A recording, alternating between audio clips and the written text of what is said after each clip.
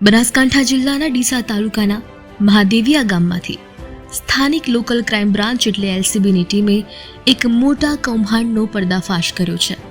પોલીસને બાતમી મળી હતી કે એક મકાનમાં મોટા પાયે ભારતીય ચલણી નકલી નોટો બનાવવામાં આવી રહી છે. બાતમીના આધારે પોલીસે દરોડો પાડતા મકાનના ભોયરામાંથી 40 લાખ રૂપિયાની નકલી ચલણી નોટનો મોટો જથ્થો મળી આવ્યો હતો. આ સાથે જ નકલી નોટો છાપવાનું કામ કરી રહેલા 2 શખ્સોને પણ રંગે હાથે ઝડપી પાડવામાં આવ્યા છે. પોલીસે જ્યારે દરોડો પાડ્યો ત્યારે નકલી નોટોનું છાપકામ પૂરજોશમાં ચાલી રહ્યું હતું. આરોપીઓ અત્યંત ગુપ્તતાથી આ કૌભાંડ ચલાવી રહ્યા હતા.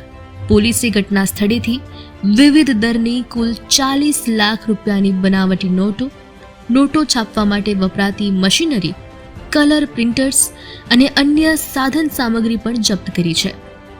આરોપીઓએ પોતાના મકાનના ભોયરામાં એક ગુપ્ત ફેક્ટરી બનાવી હતી, જ્યાં તેઓ કોઈને પણ જાણ ન થાય તે રીતે આ ગુનાહિત પ્રવૃત્તિ ચલાવતા હતા.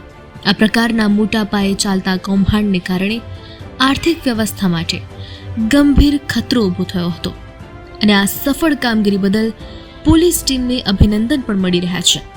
પોલીસે બંને આરોપીઓની ધરપકડ કરીને ડીસા તાલુકા પોલીસ મથકે લાવીને તેમની સામે કાયદેસરની કાર્યવાહી પણ હાથ ધરી છે. આ રેકેટમાં અન્ય કોઈ વ્યક્તિઓ સંડોવાયેલા છે કે કેમ અને આ નકલી નોટોનો જથ્થો ક્યાં ક્યાં પહોંચાડવામાં આવ્યો હતો તે દિશામાં પણ પોલીસે ઊંડાણપૂર્વક તપાસ શરૂ કરી છે. આ ઘટનાએ સમગ્ર વિસ્તારમાં ચકચાર મચાવી દીધી છે.